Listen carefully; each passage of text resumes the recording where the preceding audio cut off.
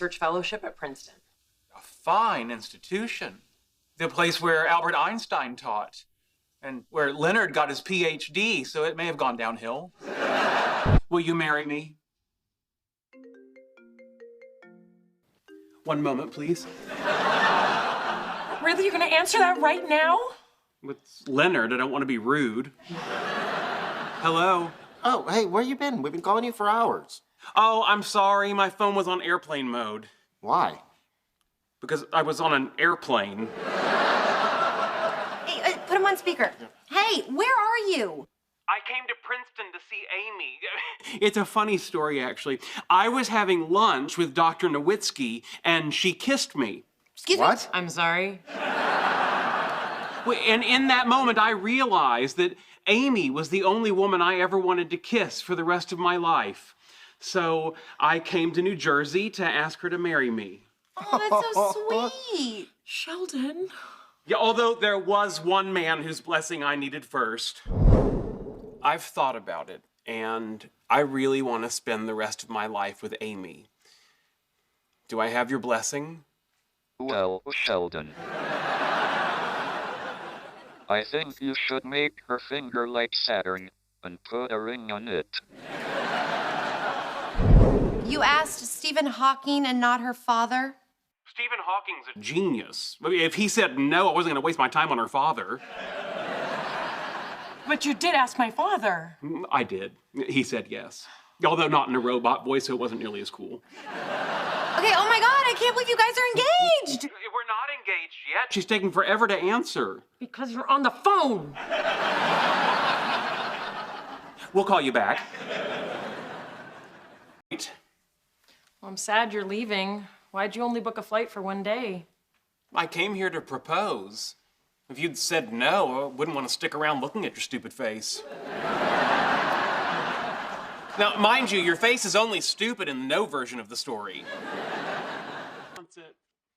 Maybe you should offer it to the pregnant lady. And that would be? Me, Sheldon, I'm obviously pregnant.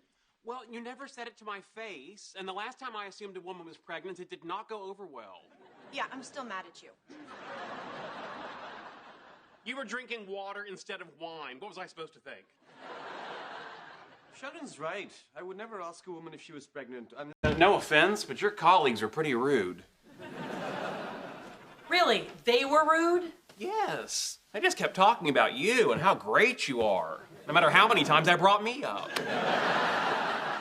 Hey, how's it going? What? You got something to say? I think I just said it. PFF.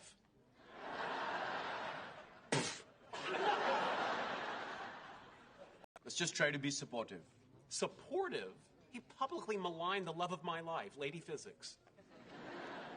Might not want to mention that to Lady Fiancé. For dinner, you're more than welcome. Oh, thank you. I don't think I'd be very good company tonight. Well, then out you go. Okay, what is going on? Well, ever since Amy started working with Howard, she hasn't been home. Didn't that just start this morning? And has she been home? You know, that would frustrate me. Does it frustrate you? It does. I get that. You know, it's okay to feel frustrated when things aren't going your way. I suppose. Maybe it's not that big a deal. No. Your feelings are valid.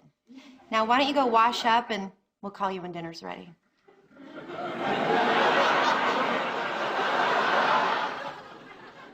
Okay. What did you do? Are you a witch? No, I've been reading Bernadette's parenting book. It's like the answer key to the Sheldon test. Are you kidding? If I could control robot arms with my brain, I'd be able to do so many things. Really? Well, you've been controlling human arms through your brain for years, and not much has come of it.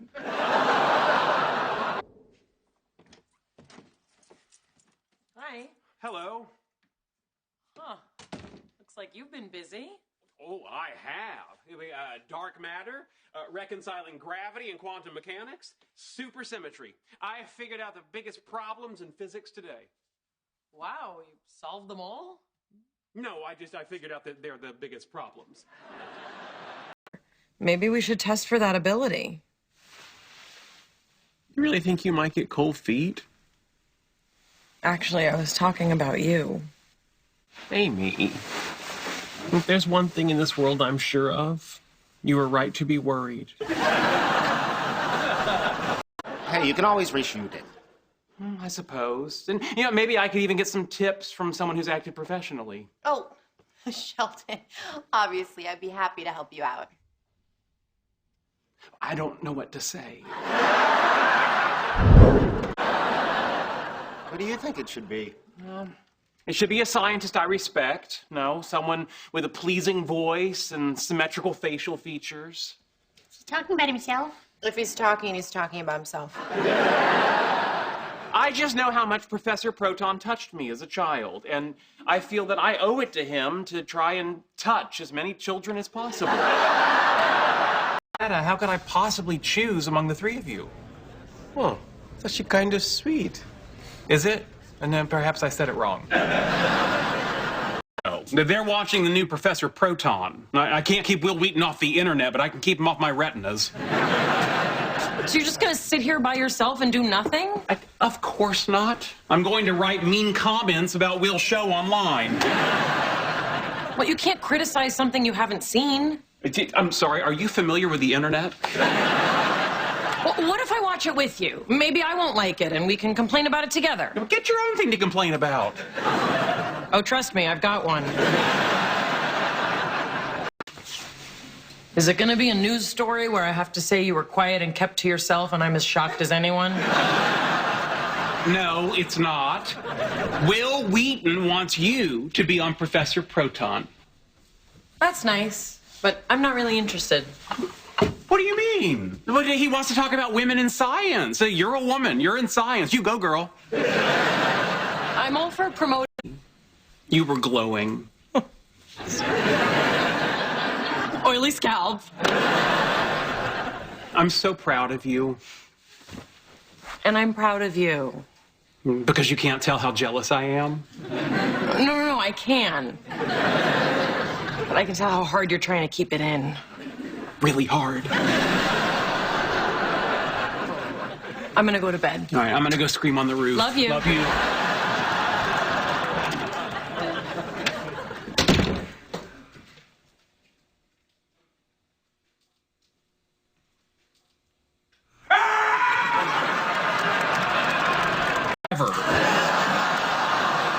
I'm sorry. I'm trying to show you that I can change. I don't want you to miss out on things because of me. I know you don't.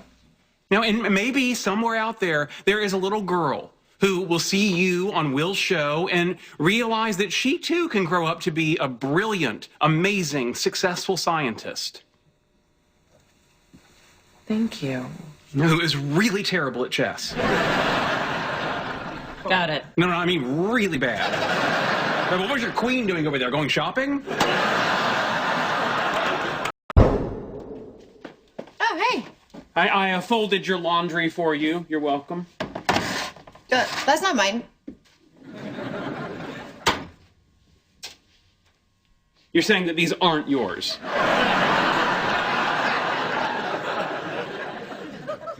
No.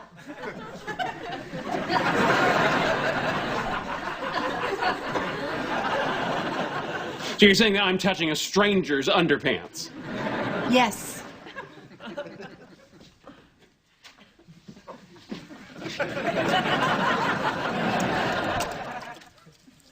And just like that, it's the worst day of my life. What about the Athenaeum Club at Caltech?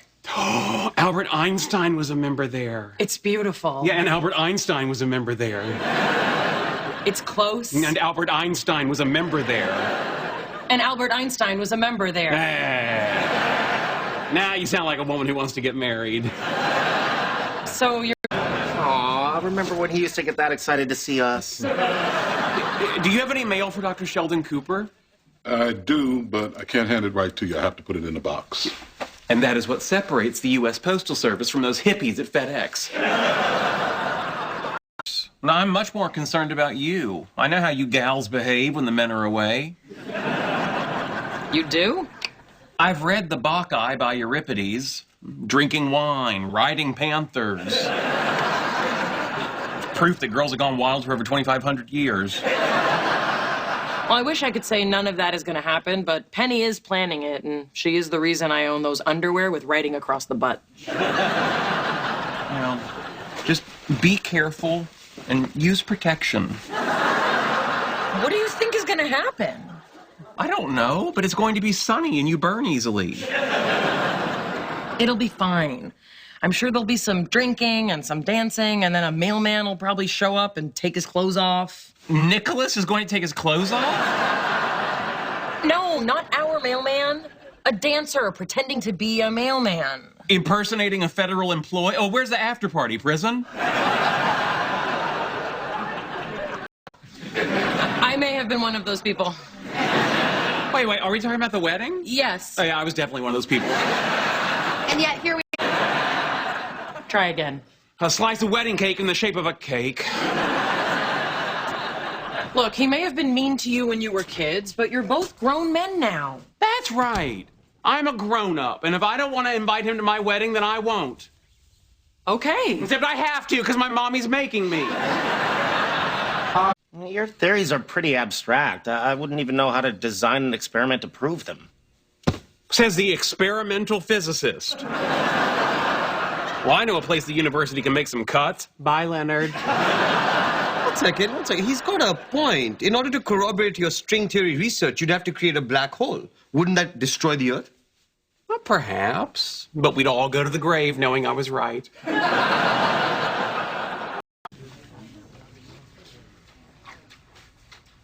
Leonard. That's Mark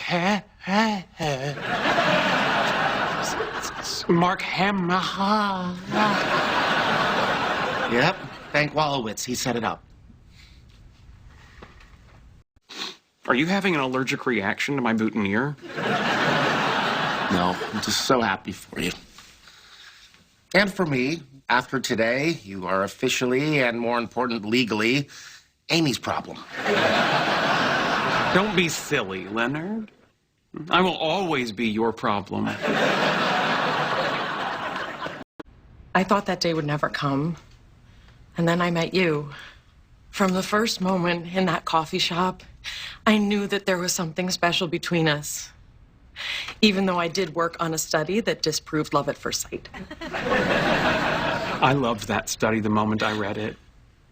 Ironic, huh? Clearly, it was wrong. Because I felt something that day. And those feelings have only gotten stronger with time. I can't imagine loving you more than I do right now. But I felt that way yesterday. And the day before yesterday. And the day before that.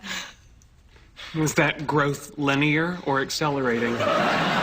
Accelerating. Oh, maybe we could graph it out. Save something for the honeymoon. Smart.